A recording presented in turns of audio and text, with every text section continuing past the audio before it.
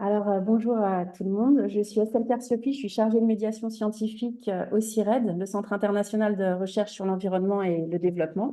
Bienvenue et merci de vous être inscrit au webinaire d'aujourd'hui, intitulé Le potentiel inexploité du vélo pour la santé et le climat. Donc, c'est un webinaire qui a pour but de vous présenter les résultats d'un article scientifique publié récemment.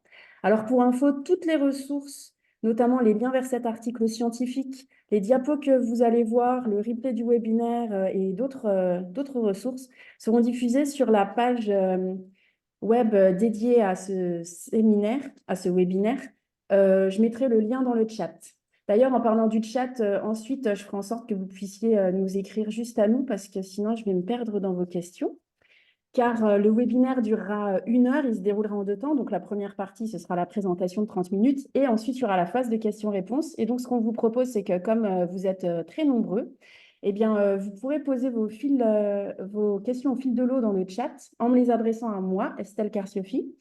Et je vous donnerai la parole quand il y aura la session dédiée aux questions-réponses dans l'ordre d'arrivée de vos questions. Donc voilà, je vous remercie pour votre attention et je passe tout de suite la parole à Kevin. Kevin Jean. Merci beaucoup Estelle. Donc, je suis Kevin Jean. J'étais il y a encore très peu de temps maître de conférence en épidémiologie au CNAM, d'où le logo. Je suis depuis professeur junior à l'École normale supérieure de Paris.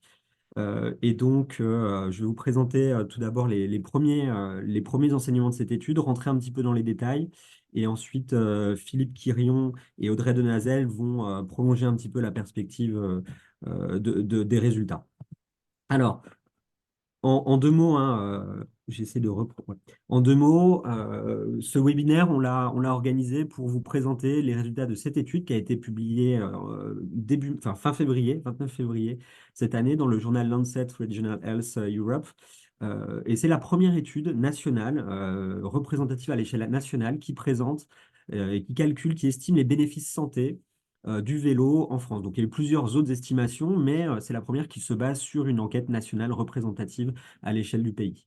Et donc, pour vous résumer, avant de rentrer un peu plus dans le détail, les messages principaux, les principaux résultats de cette étude, c'est que en France, les niveaux de pratique du vélo tels qu'ils sont reportés en 2019, ils permettent d'éviter près de 2000 décès par an, 6000 cas de maladies chroniques par an. Dans ces maladies chroniques, on compte essentiellement du diabète de type 2 et des maladies cardiovasculaires. Et quand on va chiffrer, quand on va valoriser avec des outils économiques ces bénéfices sanitaires, tant en termes de décès évités que de maladies évitées, on arrive à un chiffrage d'environ 5 milliards d'euros de coûts sociaux de santé que la pratique du vélo, au niveau reporté de 2019, permet d'éviter chaque année. Et avec le résultat, le ratio, le résultat qu'on trouve dans cette étude, c'est que finalement, quand on rapporte ces bénéfices, ces coûts sociaux évités au kilomètre de vélo parcouru, on arrive à ce ratio qui est quand même assez parlant, c'est que pour chaque kilomètre de vélo, enfin, pour chaque kilomètre parcouru à vélo, la société, la collectivité économise 1 € de coûts sociaux de santé. Donc, c'est ce qu'on a permis de chiffrer dans cette étude. Alors ça, c'est vraiment pour les bénéfices santé des niveaux tels qu'on les a observés, tels qu'on les a estimés en France en 2019. Ce qu'on a également chiffré dans cette étude, c'est qu'on pouvait faire mieux. Et ce on peut faire mieux, on l'a calculé sur la base d'un scénario assez modeste finalement de report modèle dans lequel on s'est intéressé au trajet court de moins de 5 km et on a simulé un report d'un quart de ces trajets courts de la voiture vers le vélo. Donc, on a sélectionné les trajets courts effectués en voiture. Et si une fois sur quatre, on décidait de faire ces trajets courts, non pas en voiture, mais en vélo, on pourrait économiser 2000, on pourrait éviter 2000 décès en plus de ceux qu'on évite déjà.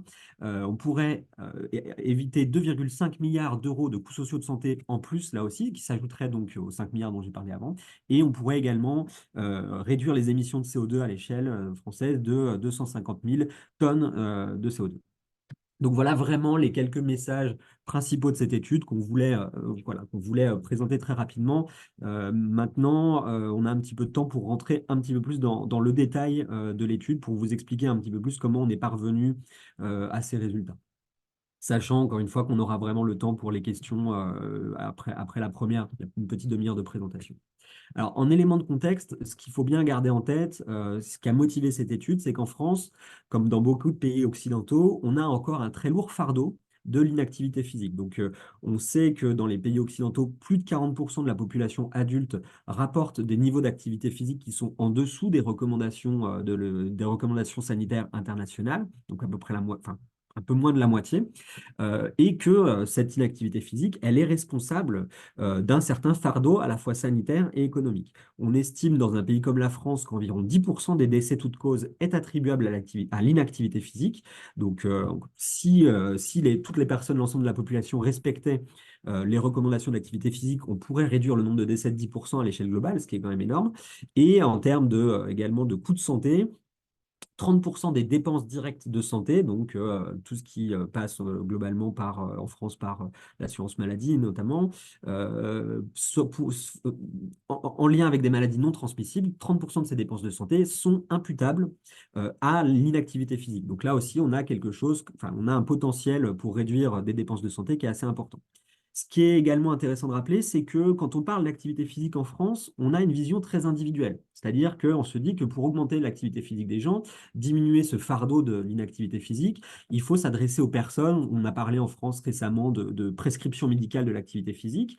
Or, ce que nous dit un récent rapport de l'ANSES en 2022, c'est que cette inactivité physique, il découle également de choix collectifs. De choix collectifs en partie dans le domaine des transports, où là, on ne parle pas de prévention à titre individuel, mais de prévention à titre collectif, en développant, en concevant des infrastructures de transport qui favorisent l'activité physique, hein, donc principalement la marche et le vélo, alors on pourrait réduire ce fardeau de l'inactivité physique. Donc, on peut également traiter cette question de l'inactivité physique d'un point de vue collectif, d'un point de vue de l'organisation de la société, de l'aménagement urbain, principalement dans le domaine des transports. Et donc, c'est ce qui a motivé cette étude pour voir un petit peu ce qu'on pouvait attendre et les bénéfices sanitaires déjà réalisés par la pratique du vélo et ce qu'on pouvait attendre, hein, dans un scénario de report modal ou de promotion du vélo. Deux éléments d'information préalable là aussi, avant de rentrer un peu plus dans le détail de l'étude, hein. On a toujours cette question de se dire oui, mais si on augmente le vélo d'un côté, on va peut-être avoir des bénéfices de santé, mais on va également avoir un surrisque d'accident, ou parfois on a le risque, on sait qu'en vélo, comme on pratique de l'activité physique, on inhale un peu plus profondément, on a plus d'inhalation, plus de respiration, on est plus exposé à la pollution atmosphérique. C'est vrai. En revanche, ce qu'on sait, ce qui est très largement documenté dans une revue systématique, donc dans la quasi-totalité des études, c'est que la balance bénéfice-risque des transports actifs, marche et vélo, donc, est très largement favorable. Il vaut toujours mieux faire du vélo que ne pas en faire, hein, malgré les quelques risques, hein, donc j'en ai parlé, accidents, exposition à la pollution atmosphérique, qui peuvent découler d'une activité accrue. Ces risques qui sont très largement contrebalancés par les bénéfices, et notamment les bénéfices en termes d'activité physique du vélo. L'autre point, quand on discute de ces aspects avec des décideurs ou des collectivités locales, on a parfois la réponse, on s'entend dire que bah oui, mais on ne va pas construire des infrastructures vélo ou des pistes cyclables pour 3 cyclistes dans des villes où il n'y a pas de cyclistes. Et là aussi, tous les éléments scientifiques en présence, hein, et là on est encore sur une revue systématique, nous disent qu'en matière de transport actif et de transport en général, on le sait, hein, les infrastructures induisent la demande. Donc si vous construisez des pistes cyclables, des infrastructures vélo, elles seront utilisées par les usagers.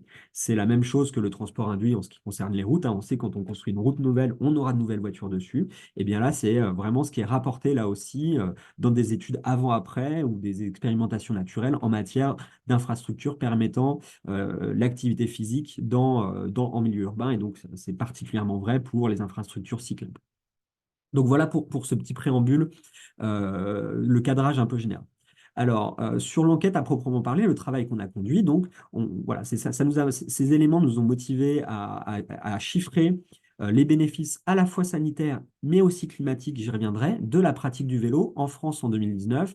Pourquoi 2019? Parce que c'était l'année de l'enquête mobilité des personnes sur laquelle je reviendrai.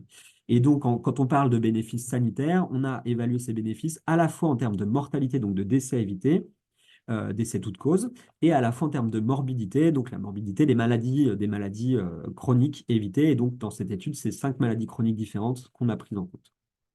Quelques éléments sur cette fameuse enquête, l'enquête mobilité des personnes en 2019. Cette enquête, elle fait partie des enquêtes décennales de l'INSEE. Tous les 10 ans, l'INSEE réalise une grande enquête sur un échantillon représentatif à l'échelle nationale, détaillé sur les transports pour questionner les comportements de transport, les modes de transport, à la fois transport longue distance et transport courte distance.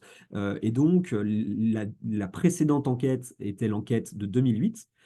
Et donc, en 2019, donc le cru 2019 de cette enquête s'appelle l'enquête mobilité des personnes. Elle repose sur un échantillon de 14 000 personnes âgées de 5 ans et plus, qui ont été interrogées entre l'année 2018 et 2019, donc sur 2 ans, donc ce qui est important de garder en tête dans la période pré-Covid. Et donc, dans cette enquête, les personnes sont interrogées sur leur déplacement le jour précédant l'enquête. Dans ces questionnaires, hein, on a des informations sur le mode de transport. Donc, les personnes rapportent qu'elles se sont déplacées en donnant le point de départ, le point d'arrivée. Les distances sont ensuite recalculées par système d'information géographique. Donc, on a des distances assez précises sur ces trajets.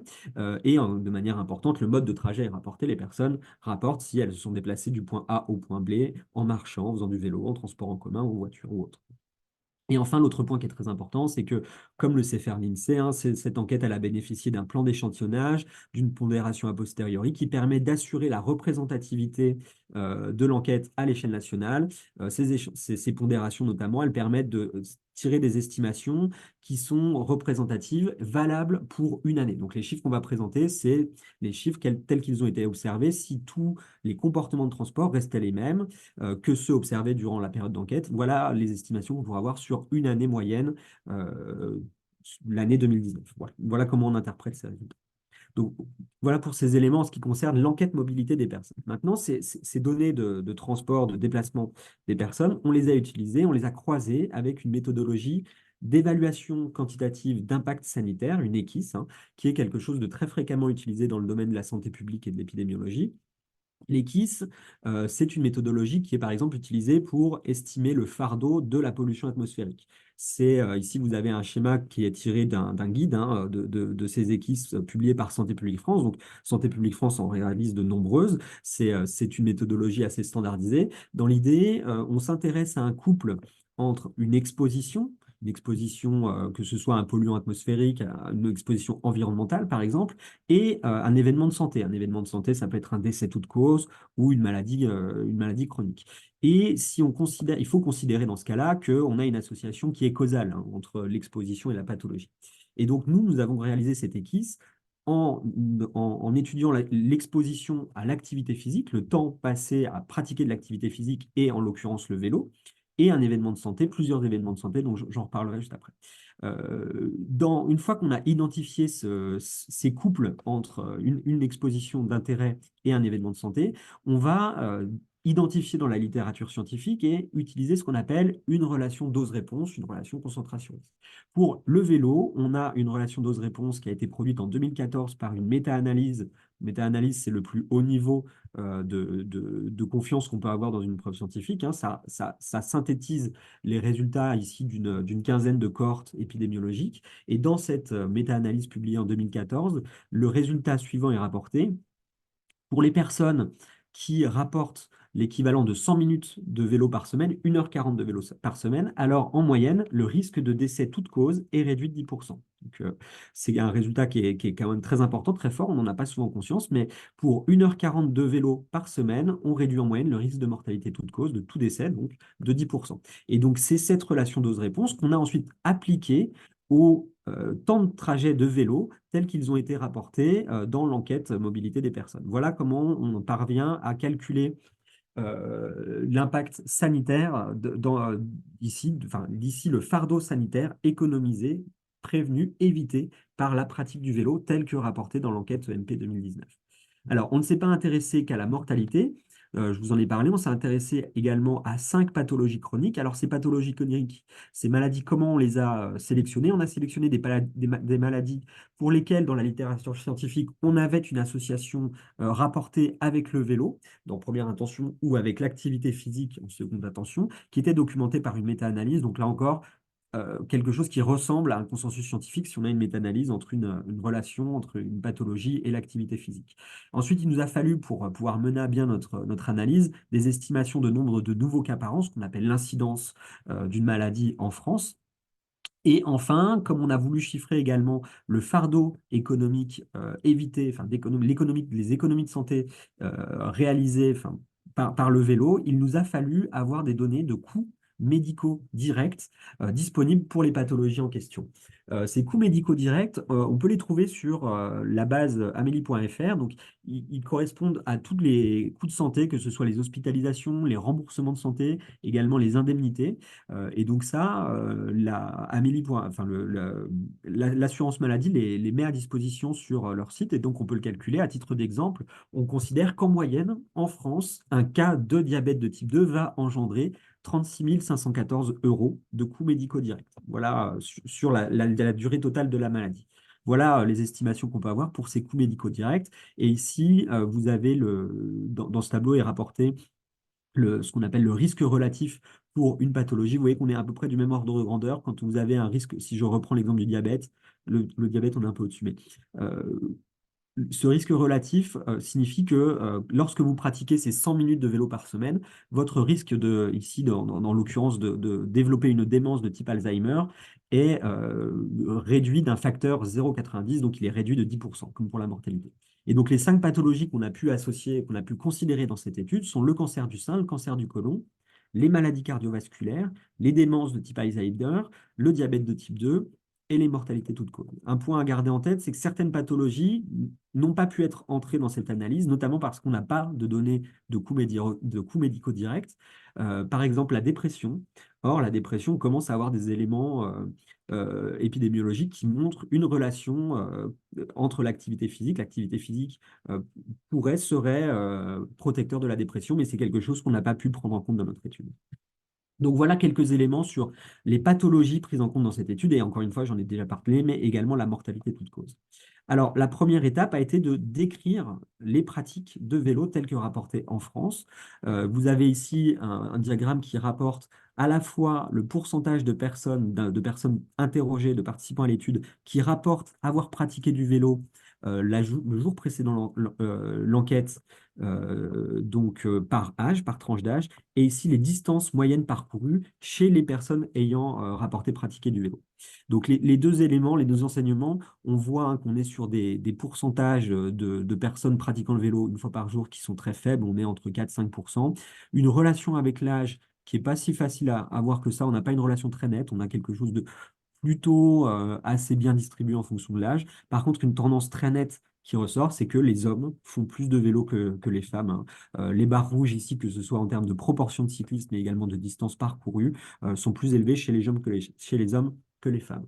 Quand on moyenne à l'échelle de toute la population française ces pratiques du vélo, on arrive à l'estimation suivante. En moyenne, les Français de plus de 20 ans font 9 minutes de vélo par semaine. C'est très peu. Ça nous classe dans les pays avec culture vélo assez faible, 9 minutes de vélo par semaine. À titre de comparaison, les Hollandais de plus de 75 ans font 5 à 10 fois plus de vélo que la moyenne des Français, des adultes français. Voilà, je le répète parce que ce chiffre, il est quand même assez éloquent, hein. Nous autres Français adultes faisons entre 5 et 10 fois moins de vélo que les Hollandais de plus de 75 ans.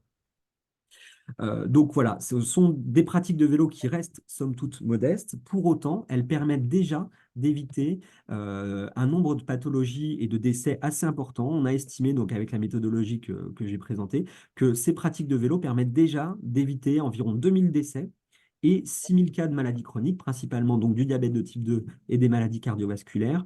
Un corollaire de cette distribution du vélo qui est plus pratiquée par les hommes, c'est que 3 quarts de ces bénéfices sanitaires profitent aux hommes et 1 quart seulement aux femmes. Donc ça reproduit en partie, mais c'est également lié à l'incidence de ces différentes maladies entre les sexes, mais ça reproduit très largement cette pratique différentielle du vélo entre les hommes et les femmes.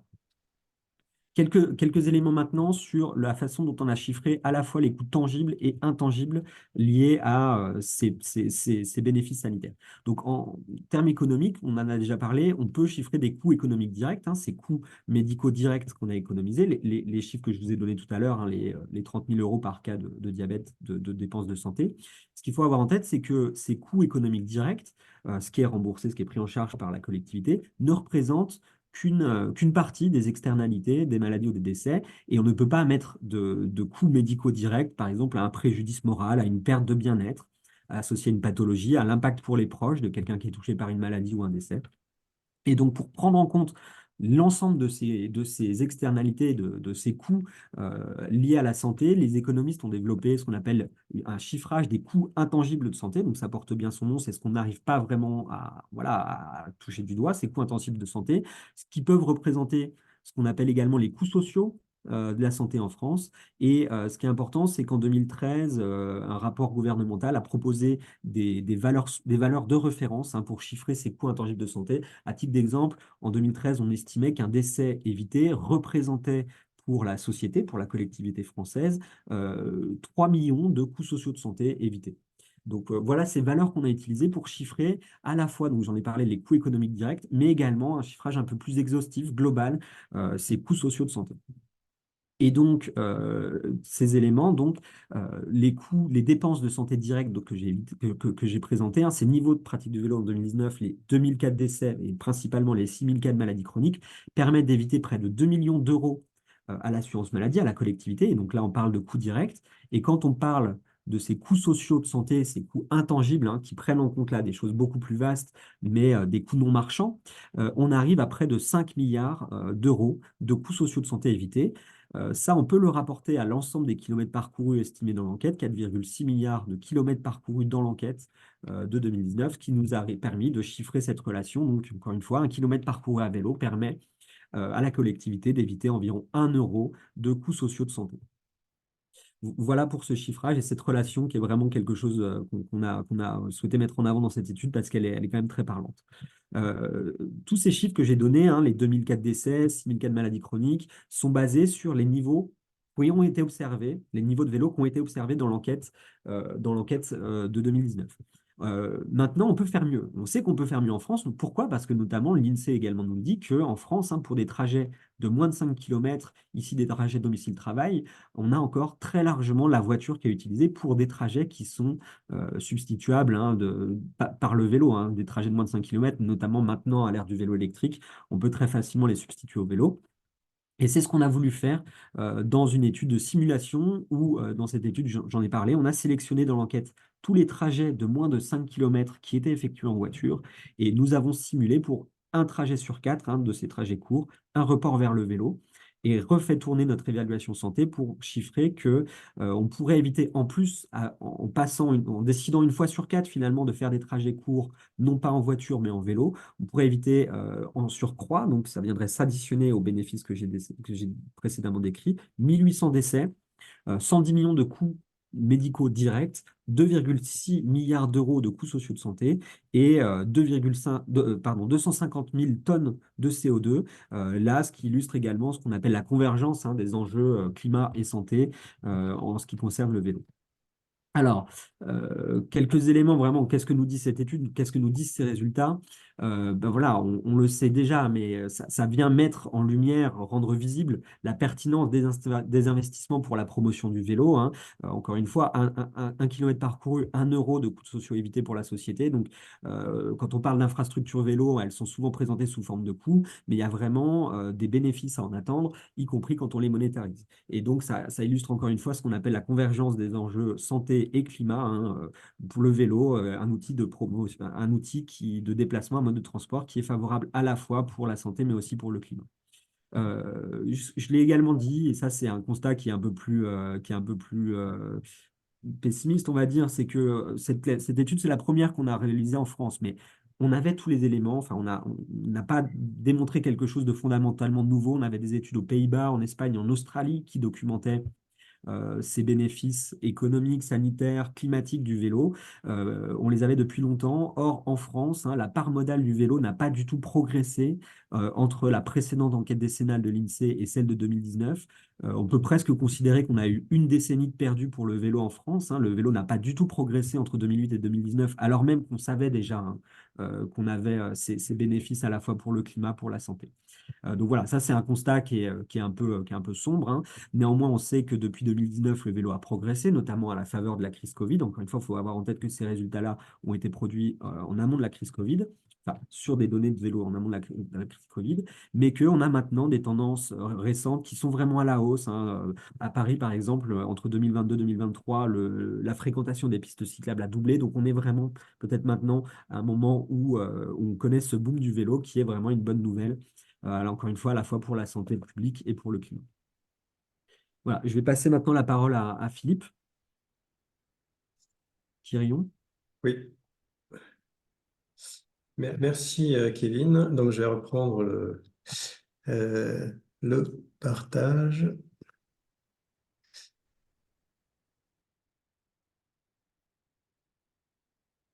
Un instant.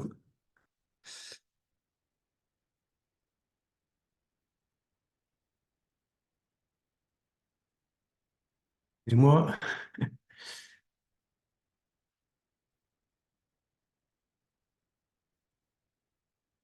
donc voilà, là, vous devez voir ma présentation.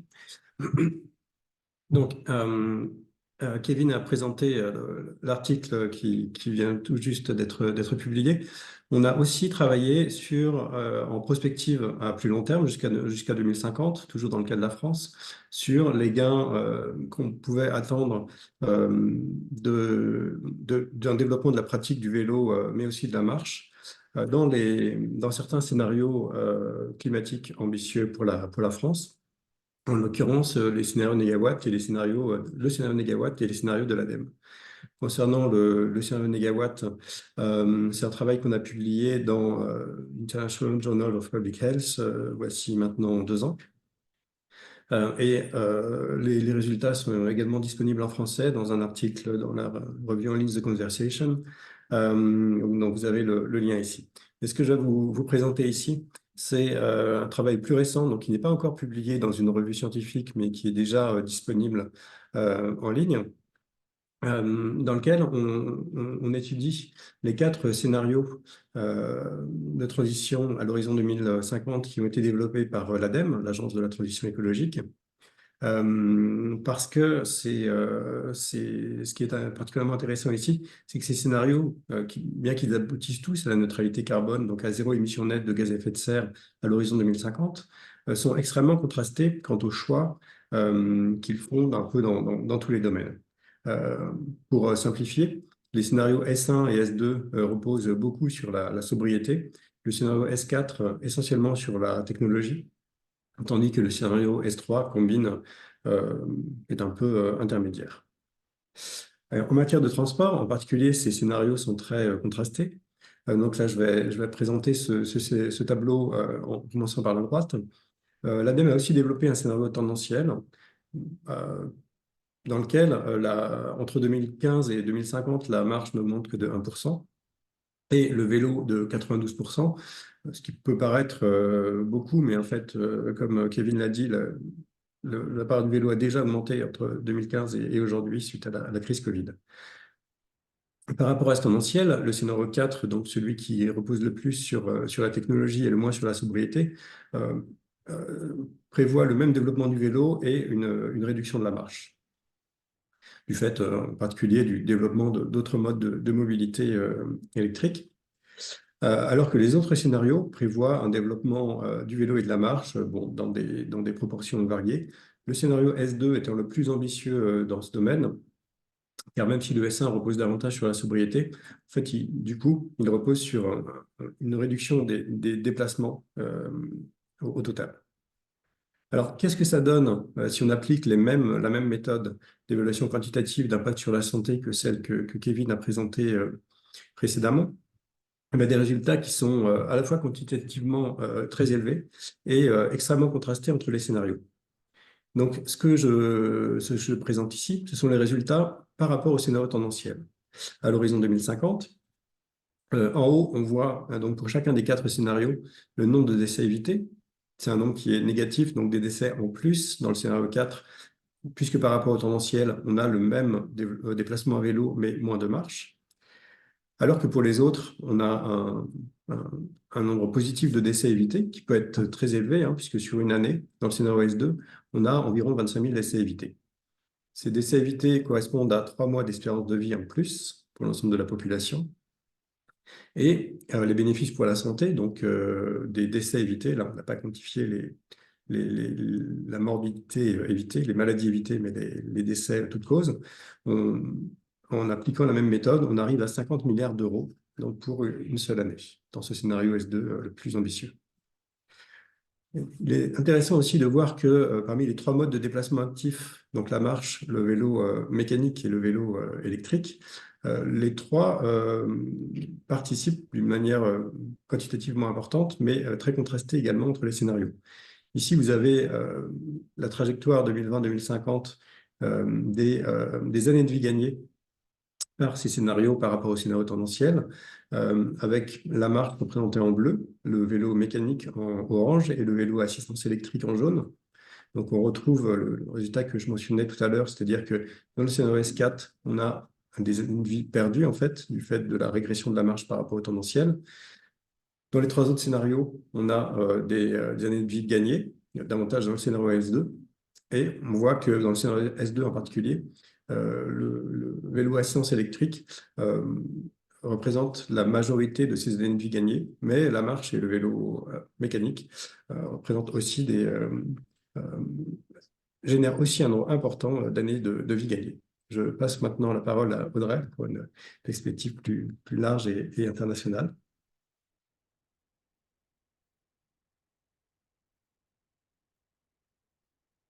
Faut que tu remettes ton micro. Le micro et l'écran. Share.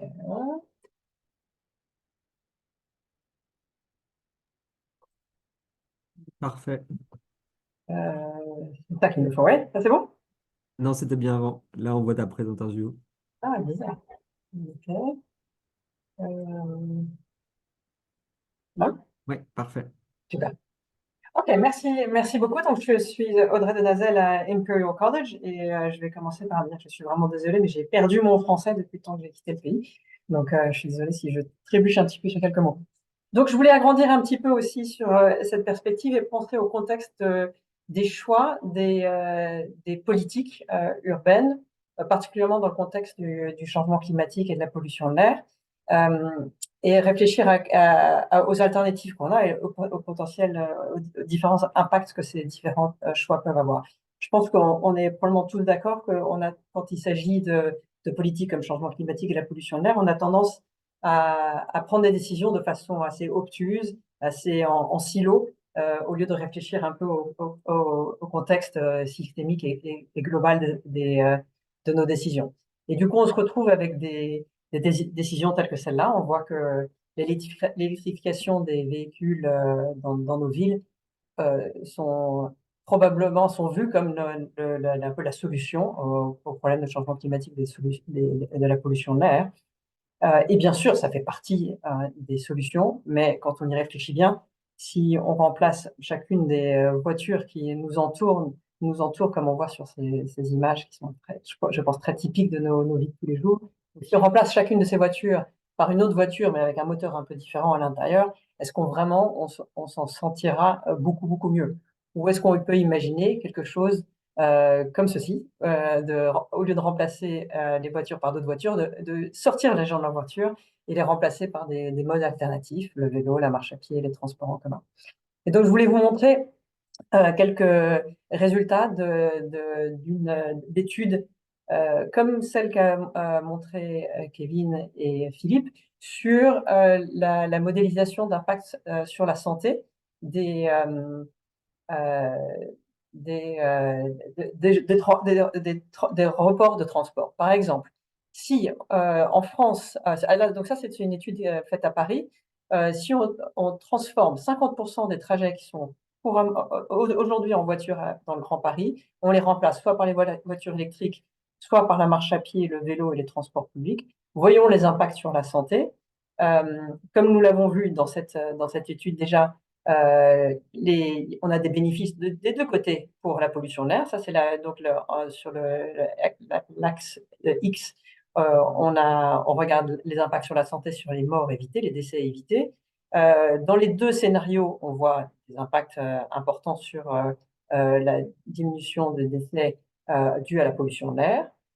Ici, on voit les bénéfices de l'activité physique, Mais je veux aussi qu'on prenne en compte qu'on a d'autres sortes d'impacts qui peuvent venir grâce à ce genre de scénario. Et donc là, on a regardé aussi l'impact sur la diminution des collisions, parce que si on enlève les voitures, on diminue aussi le nombre de ceux qui créent les collisions, c'est-à-dire les voitures.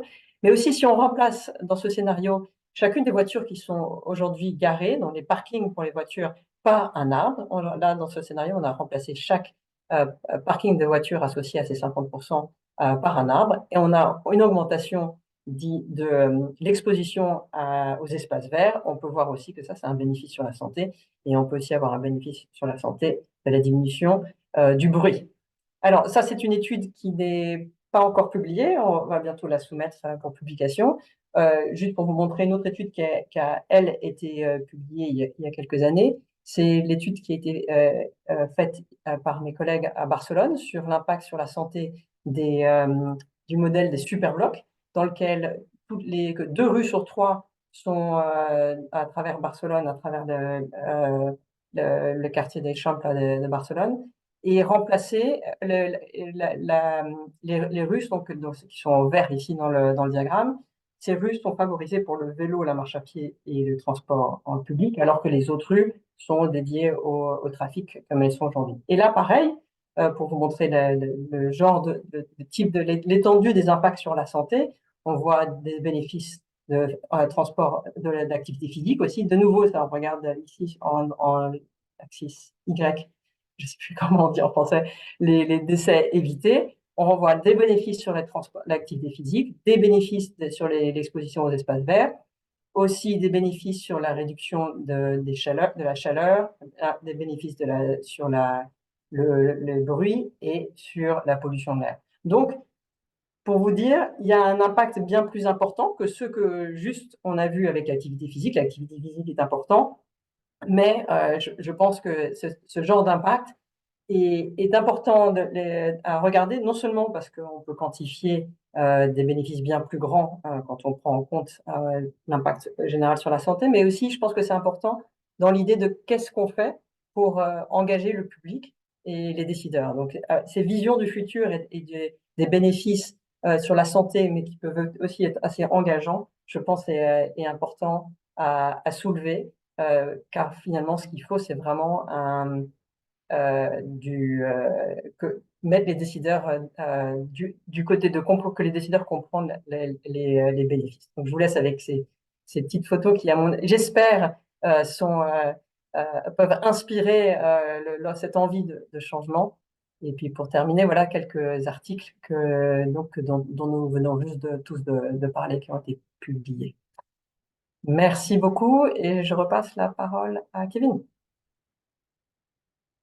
Merci beaucoup Philippe et Audrey pour ces perspectives, cette ouverture de perspective. On a peu de temps, enfin voilà, on a un peu de temps maintenant, au moins une vingtaine de minutes pour des questions-réponses. Estelle a déjà collecté les questions, donc c'est Estelle qui va les Oui. passer. Alors, il y a pas mal de questions, il y en a une petite vingtaine. Donc, la première personne, c'est Vincent Sado. Si vous pouvez réactiver votre micro. Je vais réactiver le micro de toutes les personnes qui ont posé des questions. Donc, je dirai au fur et à mesure qui peut parler. Donc, merci de ne pas tous parler en même temps, mais de réactiver votre micro pour qu'on gagne du temps, voilà, pour passer de façon fluide d'une question à l'autre. Merci beaucoup. Et Donc, si je voilà. puis me permettre, vous êtes nombreux à poser des questions, à avoir des questions à poser, c'est notre brèche. Oui. Bonjour, je suis Vincent Sado. Je ne sais pas si vous m'entendez. On vous entend. Je suis éducateur à la mobilité à vélo de métier. Je vais essayer de faire court. On voit que la formation des cyclistes en France et en Europe commence à monter dans les plaidoyers et les actions et les budgets des plans vélo. Il y a quelques études plus ou moins scientifiques qui nous montrent en quoi c'est intéressant. La question, c'est pourquoi on n'en parle pas encore plus? Pourquoi il n'y a pas encore plus de moyens humains et financiers mis là-dedans? Car le vélo mobilité, c'est bien sûr politique, mais c'est aussi sociétal, culturel et éducationnel. Merci à vous. Je ne sais pas qui veut répondre. Donc, la question porte vraiment sur les formations au cyclisme, là. Le volet éducatif, hein, c'est une très bonne question parce que c'est vrai qu'on pense beaucoup à la question d'un point de vue infrastructure, mais les formations, y compris enfin, pour enfants, pour adultes, sont également très importantes. On a un peu ce sentiment de se dire que le vélo, on a tous appris à en faire quand on était enfant, mais en faire en milieu urbain ou même rural, au milieu de la circulation, c'est quand même quelque chose d'autre.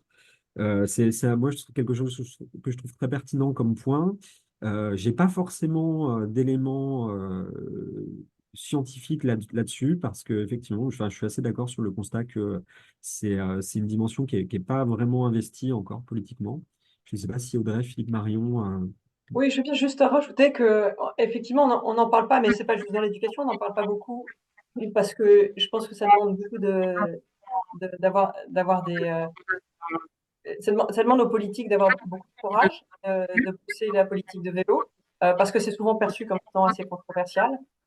Et on voit par exemple qu'il y a aussi souvent une mauvaise représentation du vélo dans les médias, avec pas mal de désinformations sur l'impact de politiques qui encouragent le vélo, ou du moins qui découragent la voiture.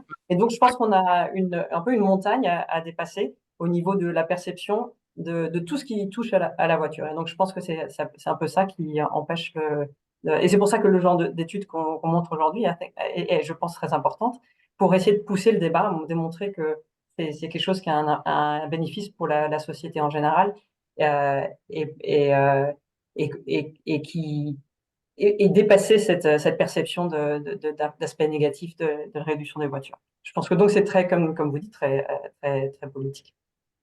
Alors, merci beaucoup. Et donc, je précise que pour ceux qui vont poser des questions, ne rouvrez votre micro que quand c'est à vous de parler et pensez bien à le couper dès que vous avez fini votre intervention. Je vois des mains levées. Écrivez-moi plutôt dans le chat. Ça me permet vraiment de répartir la parole de façon juste par ordre d'arrivée.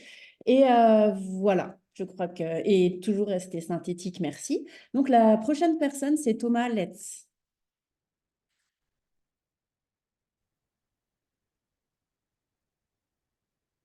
Avec 2 questions. On ne vous entend pas, je ne sais pas si vous parlez.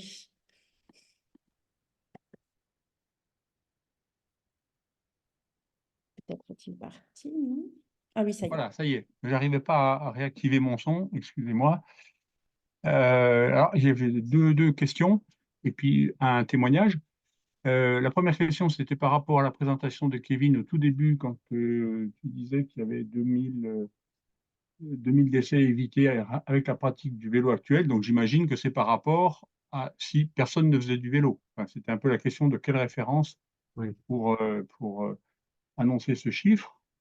La deuxième question, c'était sur la prise en compte du vélo à assistance électrique. Je n'ai pas l'impression que dans l'étude que tu as présentée, ça a été pris en compte. Par contre, dans ce que Philippe a présenté derrière, c'est pris en compte. Voilà. Et ensuite, j'avais un témoignage. La semaine dernière, il y avait le congrès de la Fédération des usagers de la bicyclette à Grenoble, qui a réuni plus de 600 à 700 congressistes. Donc, c'était une manifestation très intéressante et qui montrait que les choses bougent. À Grenoble, on a une équipe municipale écolo depuis 2017 et qui a mis en place des chrono-vélos, donc des axes structurants sur la ville, qui permettent de développer beaucoup la pratique du vélo. Je n'ai pas les chiffres en tête, mais enfin, on peut les trouver. Et le maire se déplace d'ailleurs lui-même en vélo, ce qui a un effet d'entraînement, je pense, intéressant. Voilà.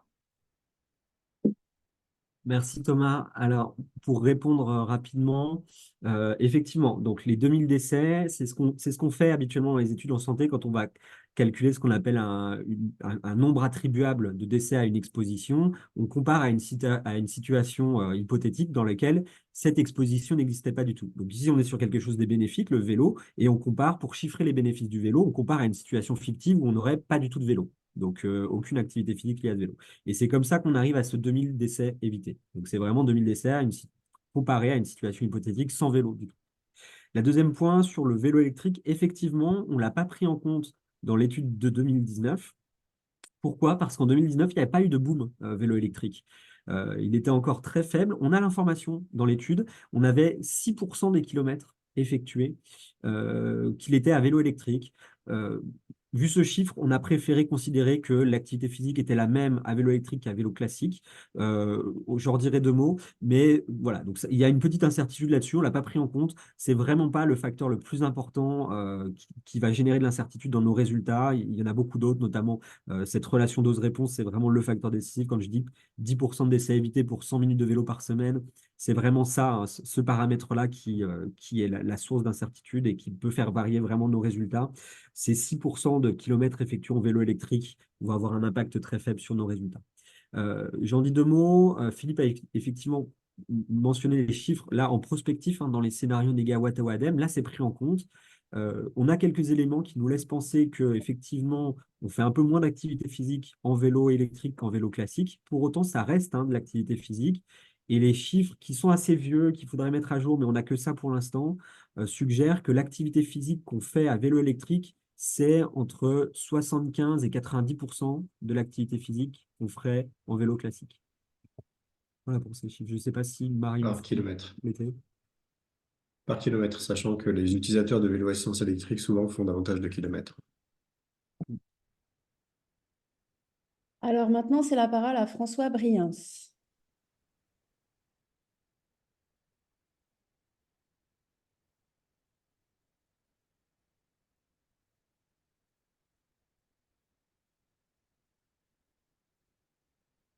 Allô?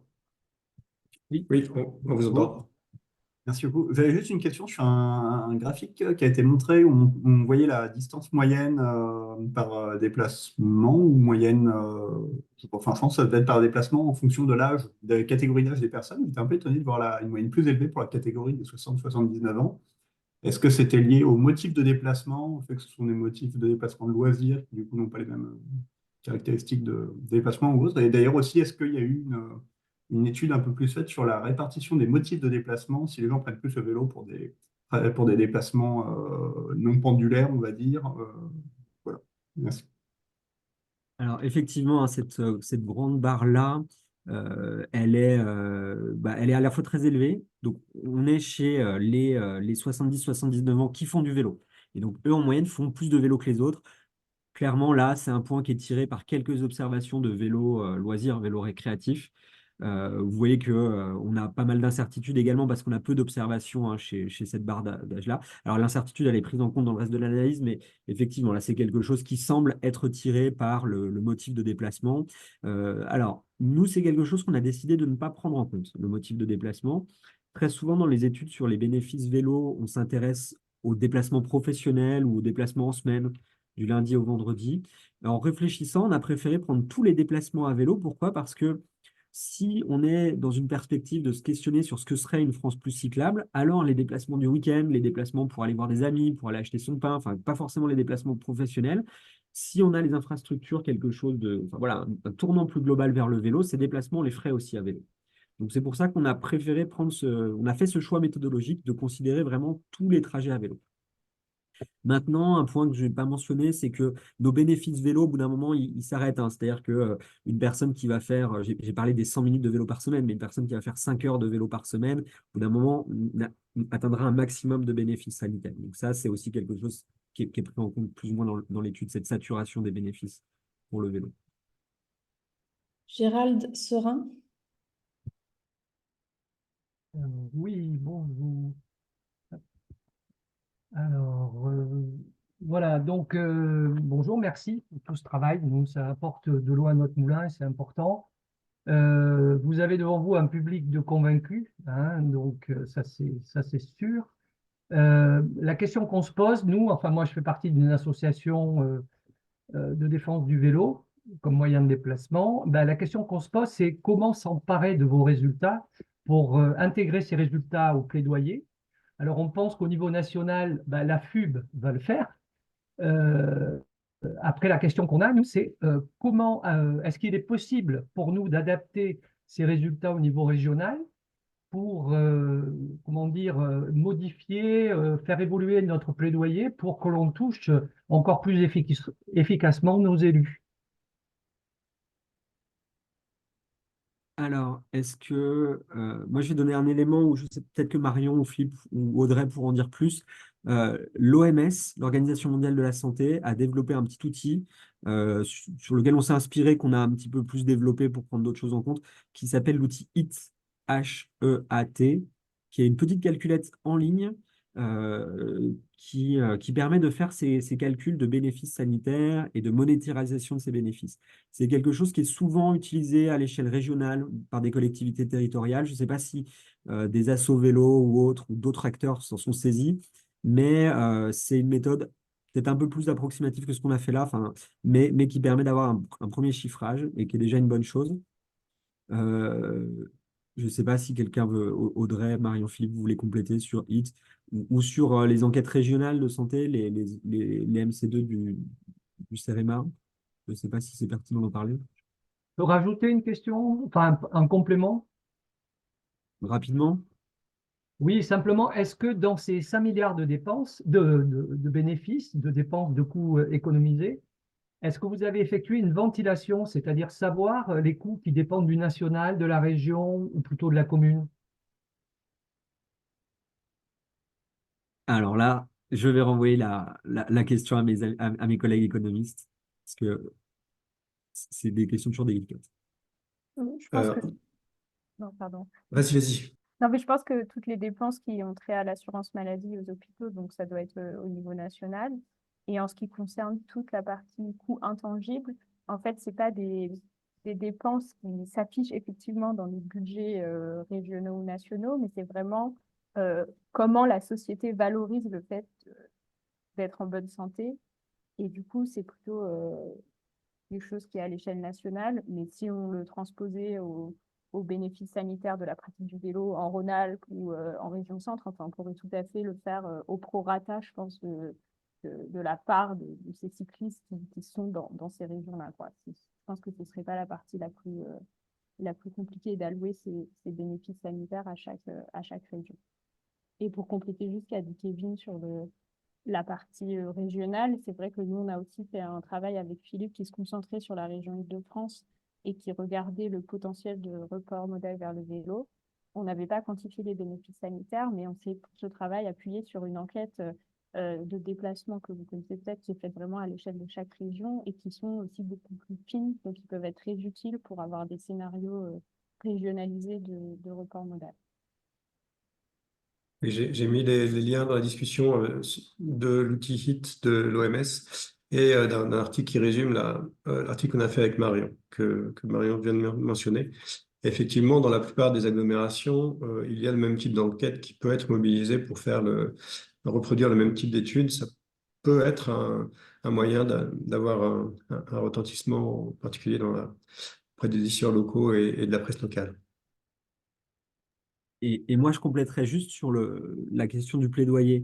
Donc vraiment, un des éléments qu'on a voulu mettre en avant dans cette étude, c'est le chiffrage à la fois des coûts intangibles de santé, donc ces fameux 5 milliards, et des coûts médicaux directs, les 200 millions, en se disant que pour des acteurs, des acteurs, ce serait intéressant d'avoir les deux atouts dans sa manche pour faire le plaidoyer de la cause vélo, en se disant que bon, bah, on reproche souvent aux coûts intangibles de santé, ces fameux 5 milliards, de ne pas être quelque chose de palpable, ce n'est pas une dépense qui est présente dans les comptes publics.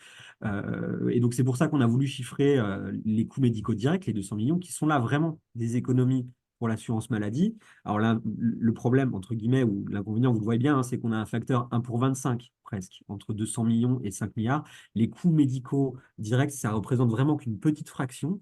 Et c'est pour ça que c'est intéressant de chiffrer les deux, hein, des coûts intangibles qui sont bien plus importants, mais voilà, qui sont intangibles, donc qui ne rentrent dans aucun bilan comptable, qui représentent une valorisation des bénéfices santé, mais d'avoir également les coûts médicaux directs qui sont là un chiffrage vraiment de dépenses de santé évitées. Noah Lévy-Baron.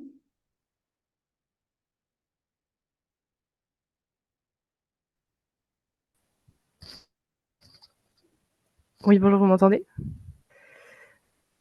J'ai des petits problèmes de connexion, donc j'espère que vous m'entendez bien. Noël Lévy-Baron du bureau d'études BL Évolution. On accompagne notamment des collectivités territoriales dans leur politique de mobilité cyclable. Donc déjà, merci pour votre présentation parce que nous, ça vient vraiment nourrir Ah, on a perdu le son. Aussi le plaidoyer qu'on peut porter auprès des élèves genrés de certaines de vos résultats. Ah, je ne sais pas si vous m'entendez, j'ai une mauvaise connexion. Il y a eu un Donc, petit saut, je sais. mais Ouais, allez-y. est-ce que vous m'entendez bien? Oui. Sinon, du coup, je vous pose mes questions, des questions assez précises et techniques, de petites questions sur notamment est-ce que vous sauriez estimer le pourcentage des dépenses de santé globales qui sont liées à l'inactivité, pas juste celles liées aux maladies non transmissibles? Ce serait intéressant de savoir, d'avoir ce pourcentage-là. Et aussi, est-ce que vous pourriez expliciter peut-être un peu plus le lien entre vélo et activité, enfin vélo et activité physique et les cancers? C'est vrai que c'est un chiffre que moi, j'avais jamais vu passer sur le fait que l'activité physique pourrait permettre de réduire les risques de cancer. Ouais, j'espère que vous m'avez bien entendu.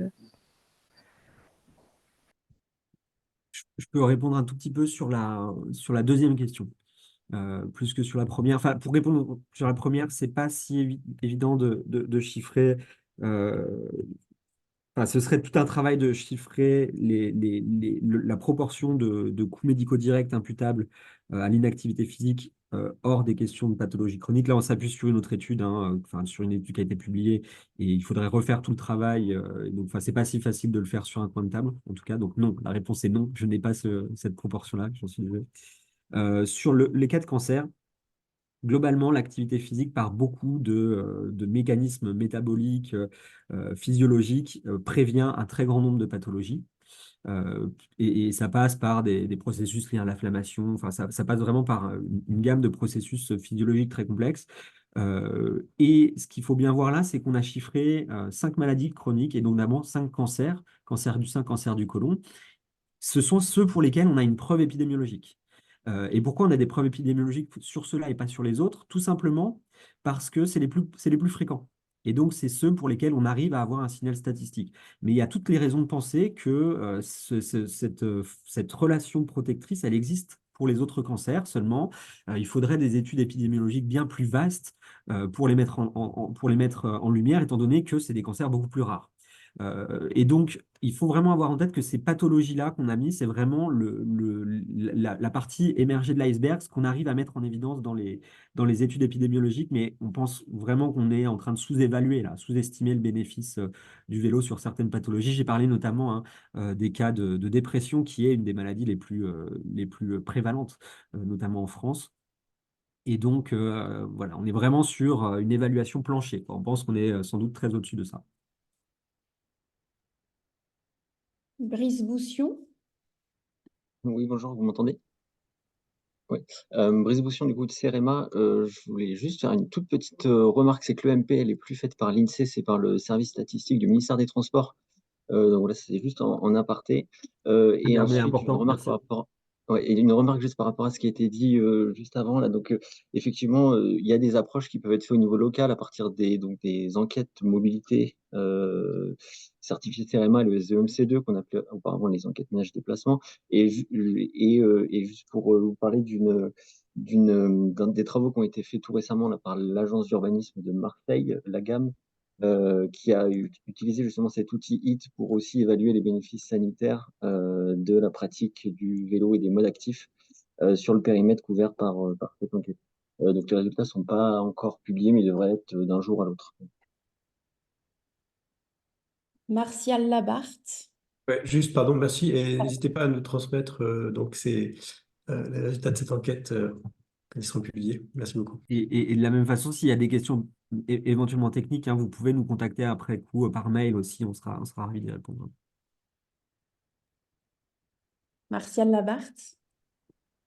Oui, bonjour tout le monde. J'espère que vous m'entendez bien. Tout d'abord, un grand merci pour votre présentation, très claire et très, on va dire, qui donne de bonnes opportunités et pour l'avenir, c'est encourageant.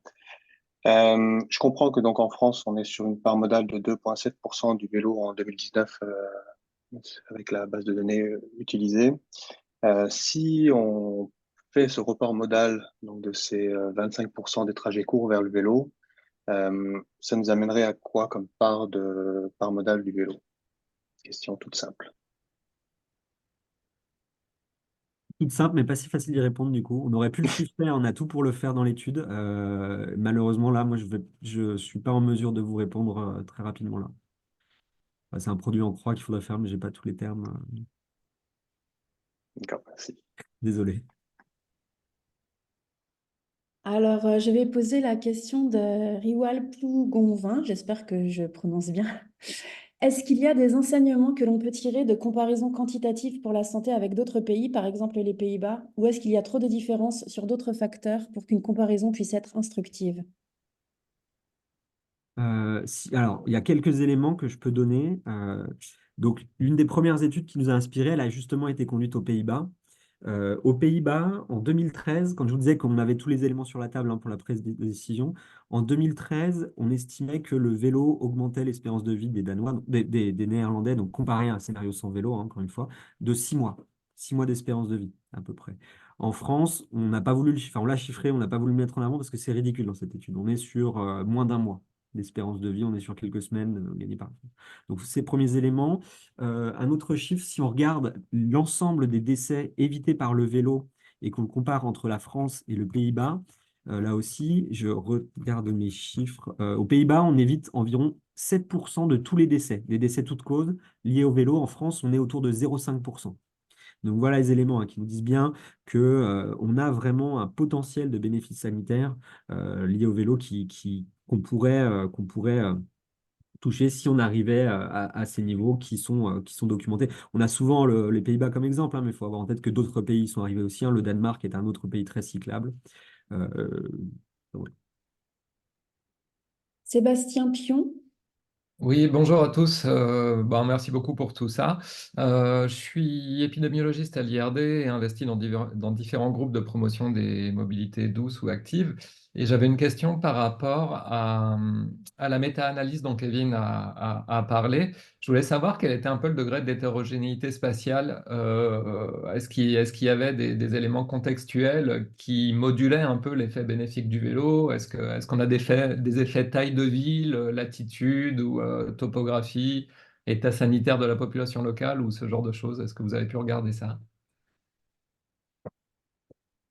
Alors, de mémoire, ça n'a pas été observé dans l'étude. Audrey, tu as peut-être ça plus en tête que moi. Je pense pas que l'étude a regardé l'hétérogénéité spatiale. Je pense que ça a pris en compte, ça fait une méta-analyse qui a pris en compte toutes les données qui existent à travers le monde. Donc, je pense pas qu'on puisse dire si les bénéfices de l'activité physique soient plus grands dans un pays que de l'autre. Et il n'y a pas vraiment de raison, sauf si effectivement dans l'exposition à la pollution de l'air ou aux accidents de trafic sont beaucoup plus grands dans un pays. Donc, oui, effectivement, l'augmentation du vélo pourrait avoir Oui, un. c'était un peu l'idée. J'imagine que dans les grandes villes, il y a plus de pollution et donc l'effet peut être encore plus bénéfique.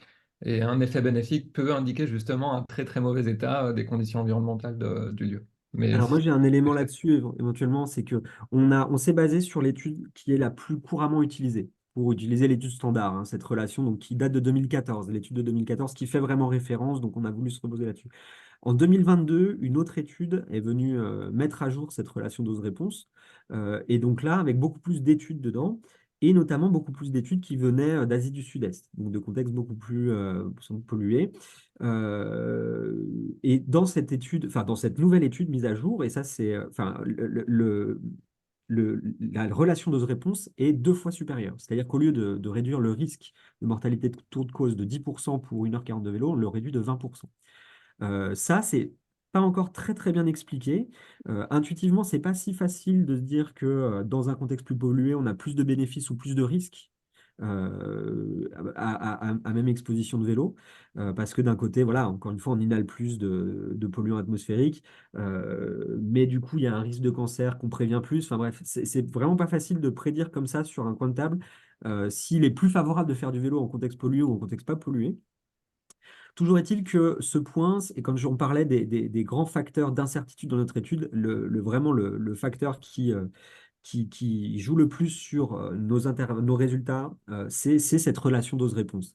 Et on a fait le choix de prendre la relation de réponse presque la plus défavorable, mais celle qui fait consensus, là où des éléments plus récents nous laissent penser que on sous-estime peut-être grandement les bénéfices du vélo. Dans l'étude sur Négawatt que Philippe a parlé, on a regardé justement ce qui se passait dans les résultats si on utilisait cette étude, cette méta-analyse toute récente par rapport à celle qui fait référence, et on arrive tout simplement à des résultats presque 2 fois plus importants.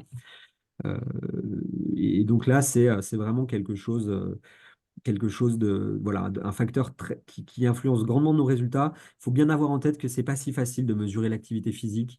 Et donc là, on est vraiment sur des problématiques très intrinsèques, hein, des études épidémiologiques sur la question.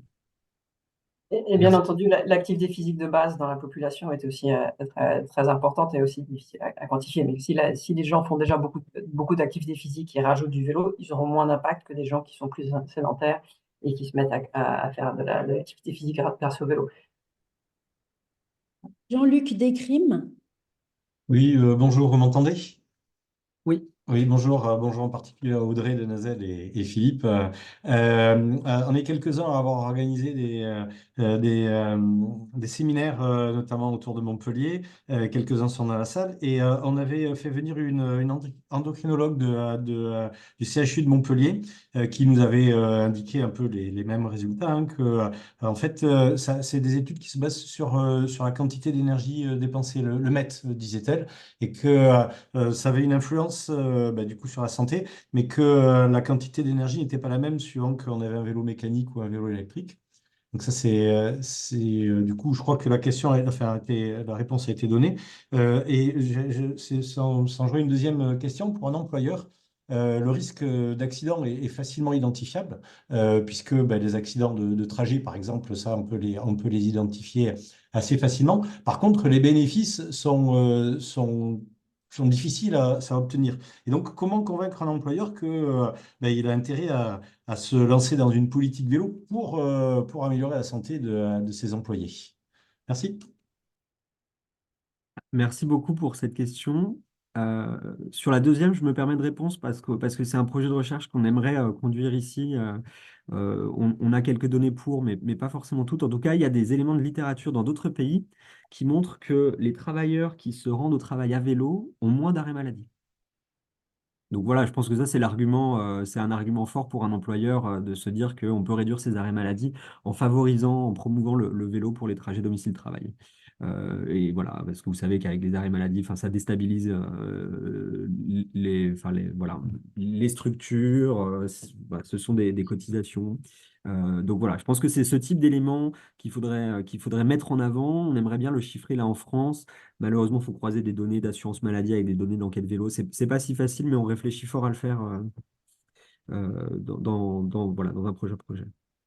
Et aussi pour ajouter à ça, les études, il y a eu plusieurs études qui ont été faites dans différents pays, effectivement, qui ont regardé la balance d'activité physique, de la pratique du vélo et de l'impact sur les risques de, de collision des voitures avec les voitures. Et effectivement, le bénéfice pour la santé est de loin bien plus important que que le risque des accidents. Donc, en plus du fait qu'effectivement, l'activité physique et la pratique du vélo est bénéfique pour la diminution, pour la productivité des employeurs et la diminution des jours des jours où les gens vont pas au travail à cause des problèmes de santé. C'est très rigolo de voir ton nom apparaître, Jean-Luc. Frédéric Serre. Oui, bonjour, vous m'entendez?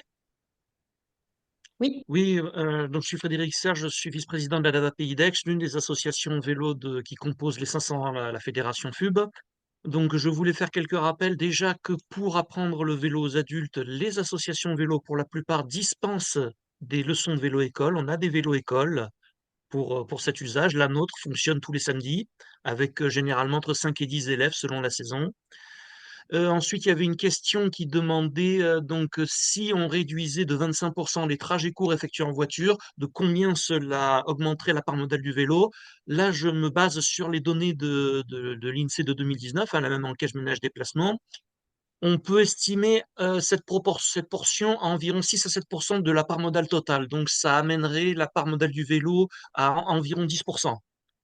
puisque 41% des trajets en voiture font moins de 5 km précisément, et la voiture, c'est à peu près 60-65% des trajets. Ok. Voilà. En fait, moi, j'avais une Merci. question précise, c'est quelle était la différence spécifique entre les coûts directs, médicaux directs et les coûts sociaux dont vous avez parlé? Comment je peux formuler ça, puisque j'ai un débat demain justement avec des élus locaux?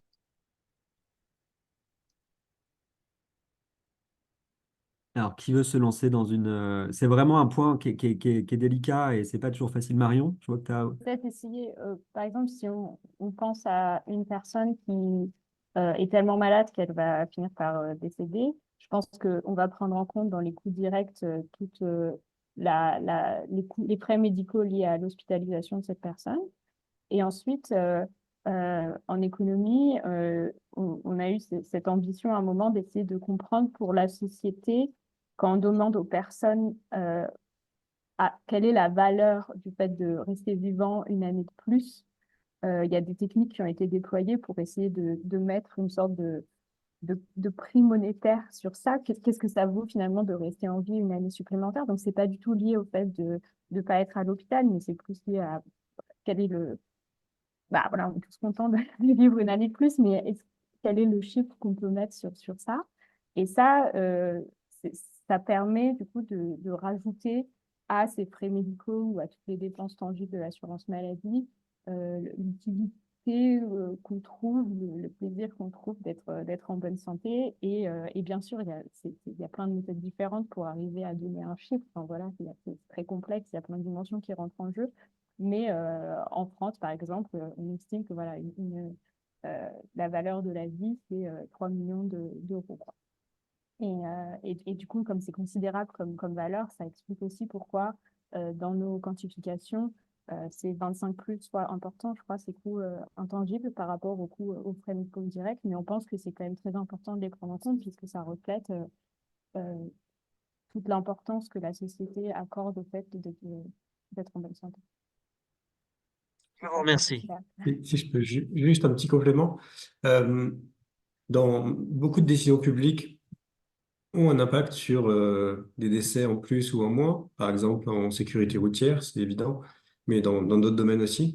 Et si on veut traiter de manière équitable les différentes causes de décès, ou plutôt si on veut être équitable vis-à-vis des gens qui risquent de décéder ou pas suite à ces décisions publiques, il faut appliquer une même valeur aux décès évités.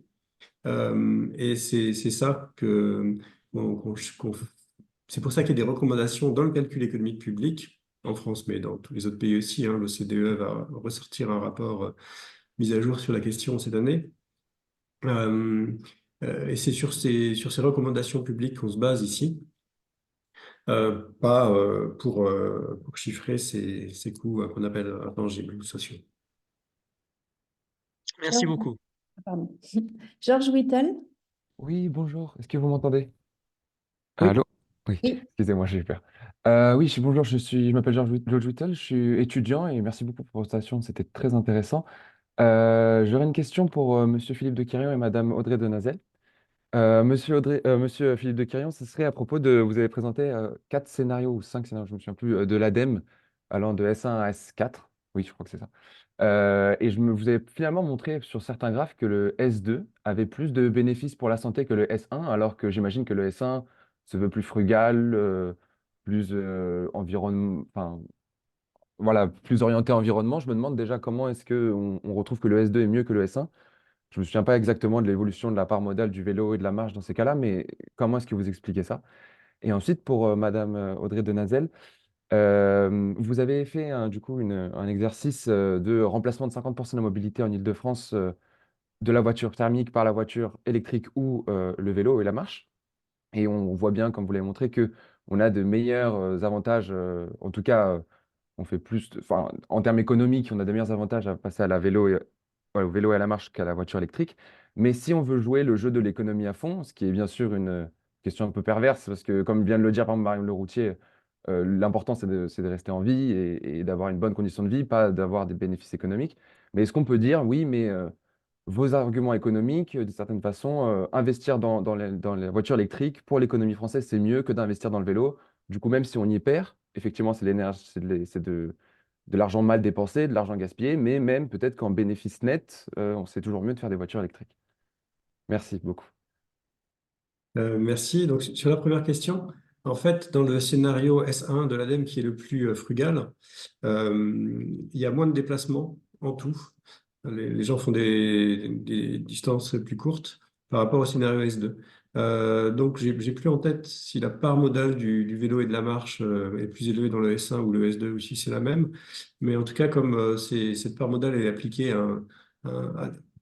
à davantage de kilomètres parcourus dans le S2, c'est pour ça qu'on a davantage de kilomètres marchés et à vélo dans le S2 et donc davantage de bénéfices. Est-ce que je peux laisser les économistes répondre à la deuxième question aussi, s'il vous plaît? Marion, Philippe ou même Non, mais un petit élément, quelque chose, enfin, dans l'impact, enfin, on voit bien la question, hein, on a l'impression que, si je résume et si j'ai bien compris la question, faire plus de place au vélo, ça passe par faire moins de place à la voiture, quand même. Et c'est une des politiques qui marche, hein, pour promouvoir le vélo. Et donc, peut-être qu'on déstabiliserait l'économie dans son ensemble en réduisant un peu, voilà, toute l'activité économique autour de la voiture. Un des éléments qu'on a voulu chiffrer avec un autre collègue et qui sera un article qui est dans The Conversation, qu'on pourra vous mettre, vous pointer, c'est que cet argument-là, il est valable, hein, le fait que la voiture a un impact sur l'économie globale, il est aussi valable parce qu'on ne prend pas en compte toutes les externalités, tous les effets négatifs de la voiture, y compris sur la santé. Et on ne se rend même pas compte de tous ces effets négatifs de la voiture sur la santé. On pense à la pollution, évidemment, l'activité physique, on en a parlé, Audrey en a parlé également, mais la voiture, c'est une emprise sur l'espace public qu'on ne voit même plus. On est tellement habitué qu'on ne la voit plus. Mais c'est également une exposition, enfin, et ça apprend sur les espaces verts qui ont un lien direct avec la santé. C'est une exposition au bruit. Tout ça n'est pas pris en compte quand on pense au poids du secteur automobile dans l'économie. Donc finalement, enfin, on a une calculatrice qui est biaisée. Donc on voit que le secteur automobile tire l'économie vers le haut, mais c'est tout simplement parce qu'on ne compte pas tout ce qui le plombe. Voilà pour un élément de réponse. Et juste un petit élément en plus, bon, on pense automobile, on pense emploi. En fait, je vais essayer de repartager juste un petit élément. Hop.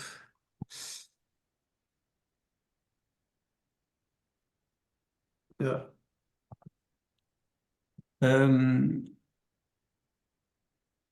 Quand on regarde le nombre d'emplois en équivalent temps plein pour 1 million d'euros dépensés en France, en fait, on se rend compte que l'industrie automobile, c'est pas intensif en emploi de ce point de vue-là. Alors certes, il y a un nombre d'emplois conséquent dans l'automobile, même si on a de moins en moins, mais c'est parce qu'on dépense vraiment beaucoup dans l'achat d'automobiles. Vous voyez, on est à 5 emplois équivalents temps plein par million d'euros, grosso modo, si on achète des voitures. Je parle des emplois en France, hein. Alors que si on est sur le transport urbain de voyageurs, par exemple, on est à 17. Donc, du point de vue de l'emploi, en tout cas, il n'y a pas euh, il n'y a pas de catastrophe à attendre de ce type de report modal, voire ça peut être positif. Bien sûr, c'est qu'un élément parmi d'autres. Après, il y a la grosse question que se pose le ministère des Finances en ce moment, c'est compenser les pertes de recettes dues à la baisse des carburants. Et ça se produit aussi avec l'électrification des transports. C'est pas spécifique au vélo du tout. Alors maintenant, c'est une question de Santiago Rodriguez Tabarquino qui ne peut pas intervenir car il est en bureau partagé. Et donc, je la pose à sa place. Que pensez-vous de soutenir davantage des politiques publiques de vélo en free floating, VAE ou manuel, plutôt que des primes à l'achat? Y a-t-il des gains économiques supplémentaires et quelles sont les émissions liées avec ces solutions?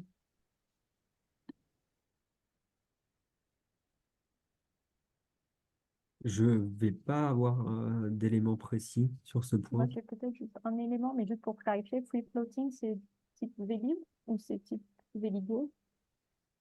Je pense que ce sont les vélos sans borne.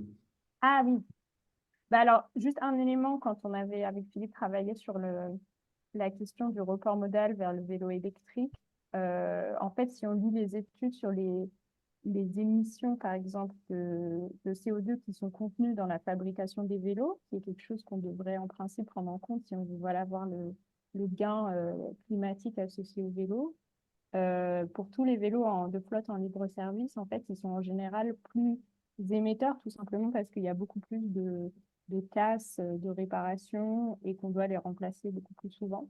Donc, je ne sais pas si ça répond exactement à la question, mais en tout cas, c'était un peu un point de vigilance sur. C'est vrai que ça peut être très pratique, ces vélos en libre service, mais ça peut aussi aller avec quand même des frais supplémentaires d'entretien, de réparation et de renouvellement fréquent de la flotte qui va en fait un peu augmenter l'empreinte écologique de ce système par rapport à peut-être un vélo individuel. Je ne sais pas si vous avez d'autres éléments. Ariane Roseau. Oui, bonjour. Je vous pose une question vraiment de sémantique par rapport à la formulation sur la mortalité qui baisse de 10%. Je voulais savoir comment, voilà, cette terminologie, comment la rendre plus concrète. Est-ce que c'est 10% d'espérance de vie en plus? Est-ce que c'est par rapport à cette 65 ans? On sait que c'est un peu la deadline de est-ce qu'on est en mort prématurée ou pas? Voilà, je voulais un peu avoir des éléments de langage qui sont peut-être plus parlants pour les gens que sur ce mortalité réduite, s'il vous plaît. Et merci pour ces belles présentations très intéressantes. Merci beaucoup. Alors, c'est un point qui n'est pas si évident, en fait, parce que quand on parle de décès évités, voilà, il n'y a pas de secret. Au final, on va tous finir par y passer quand même, hein. Donc, finalement, on devrait plutôt parler de décès repoussés. Un indicateur qu'on calcule derrière l'étude, qu'on ne vous a pas présenté, mais qu'on calcule derrière l'étude et qui finalement parle plus, ce sont les nombres d'années de vie gagnées.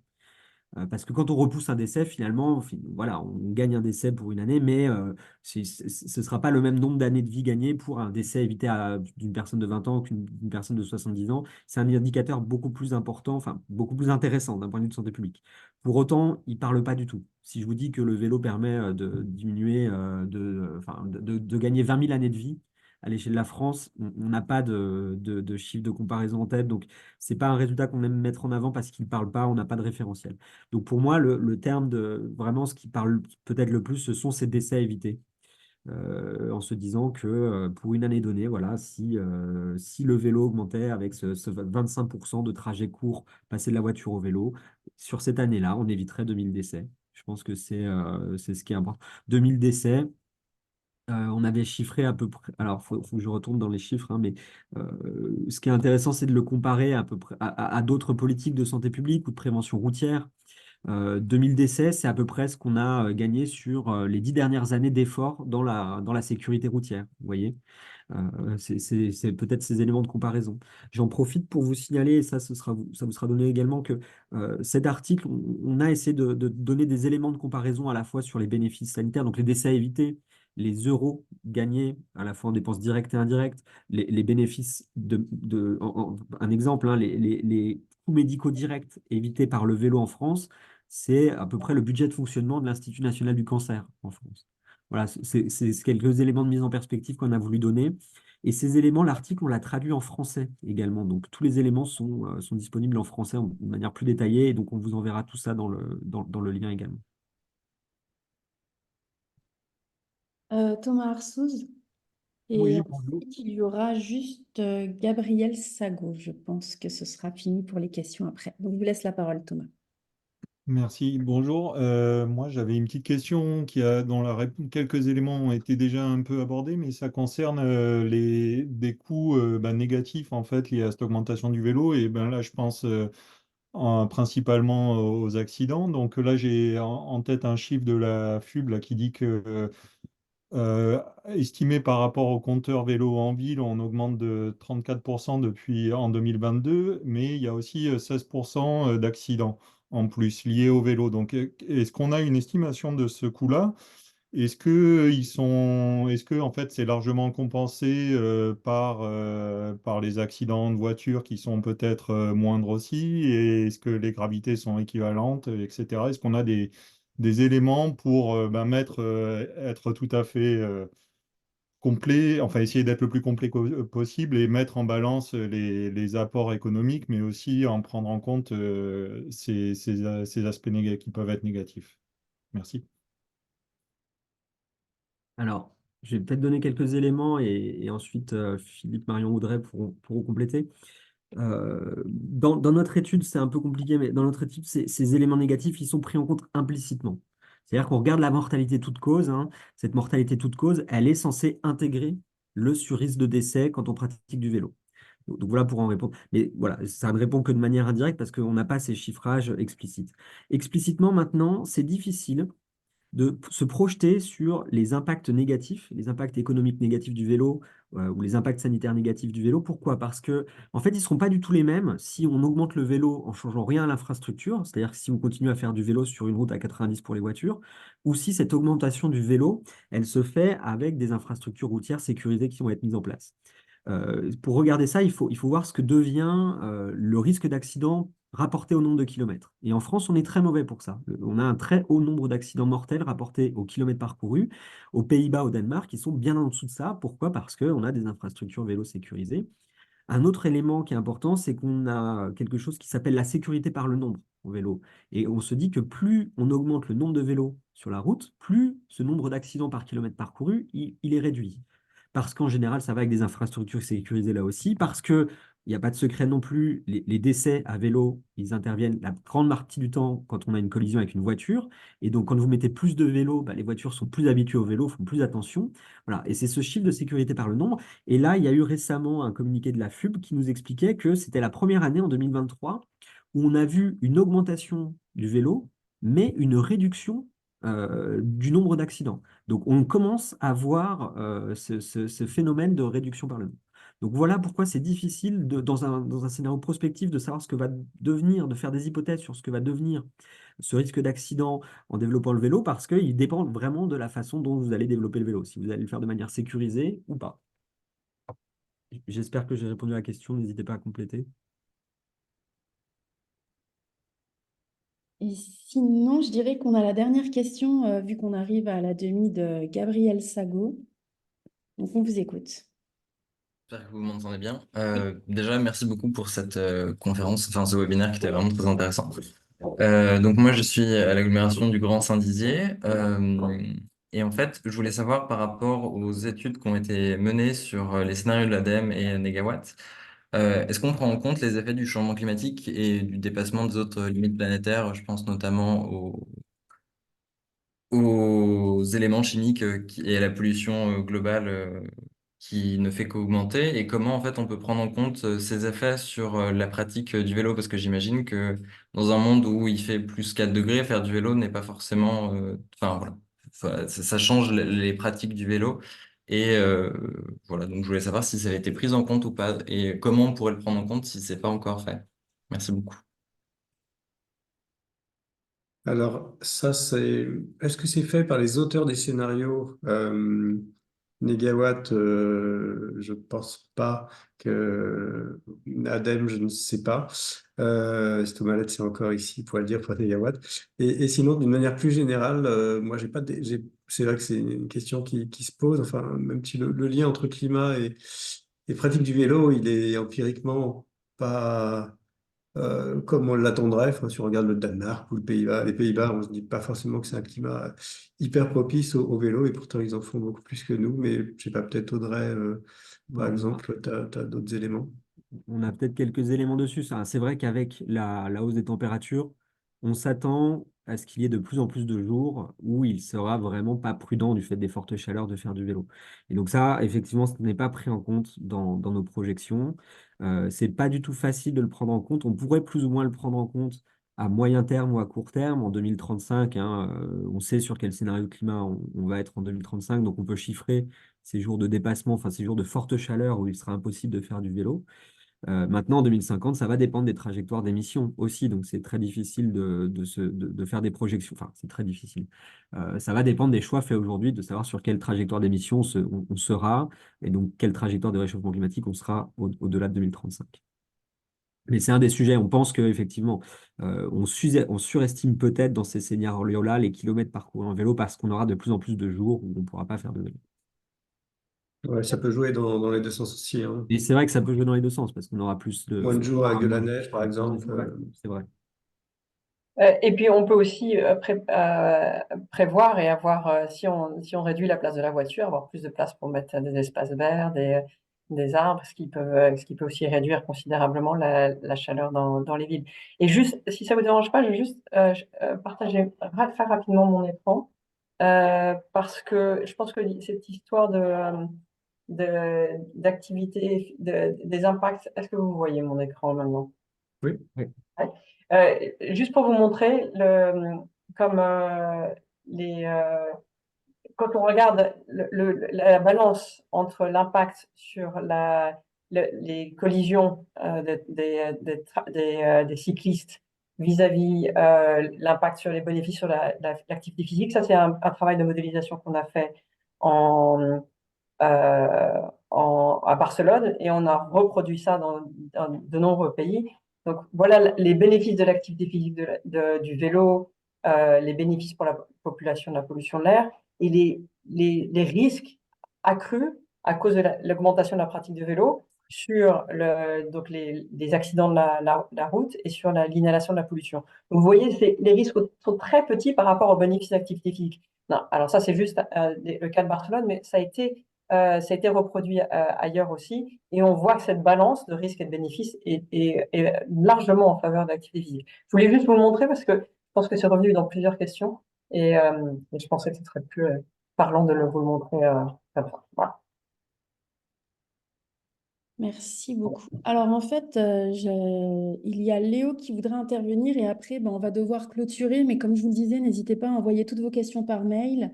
Et donc, je laisse la parole à Léo.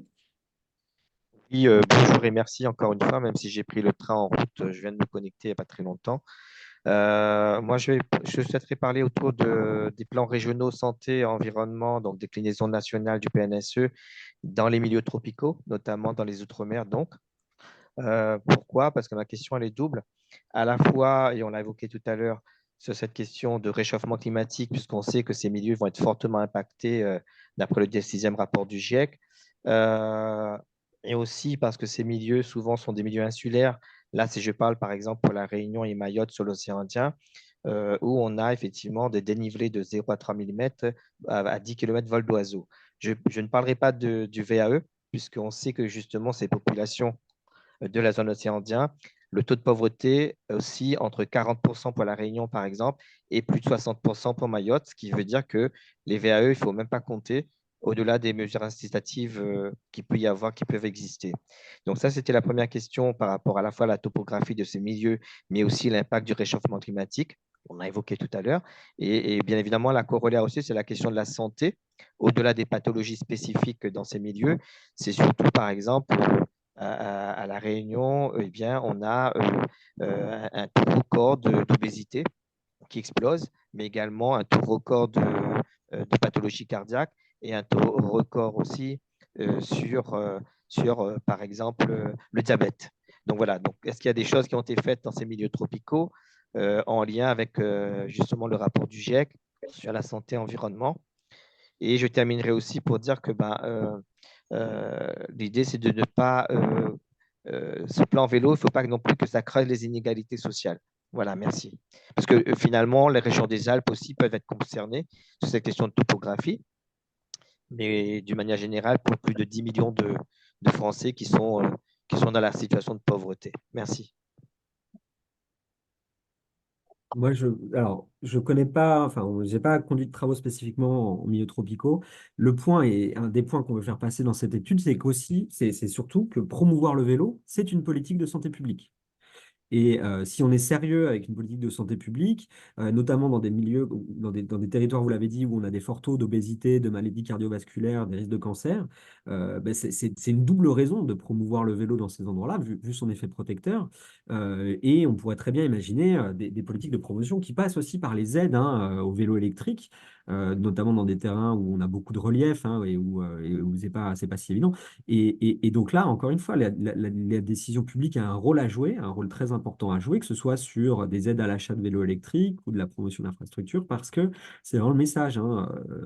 Ces pistes, enfin, la promotion du vélo est une politique de santé publique. Je ne sais pas si parmi les intervenants, Audrey, Kevin, Marion, Philippe, vous voulez ajouter quelque chose. Sinon, ce sera la conclusion. Non, Je voudrais personne. juste te remercier, Estelle, pour l'organisation, ainsi qu'Arantxa. Et puis remercier les participants pour vos questions et commentaires très pertinents. Très riche, Merci très à tous et à foisonnant. toutes. Un très grand merci. Et comme je vous le disais, hein, les ressources vont être mises en ligne au fur et à mesure sur la page du webinaire. Et, euh, et notamment, donc, l'article dans The Conversation est censé paraître mardi. Donc, lui aussi, il sera ajouté, ainsi que le lien vers un autre webinaire qui avait eu lieu sur la marche et le vélo. Donc, n'hésitez pas à vous connecter régulièrement sur la page web pour voir les petites nouveautés qui sont apparues. Et si c'est tout pour vous, eh bien, c'est le moment où nous nous saluons après avoir passé ce bon moment ensemble. Et je vous souhaite à tous et à toutes une très, très bonne journée. Au revoir. Merci beaucoup, Estelle, et merci à tout le monde. Merci beaucoup. Au revoir. Bonne journée.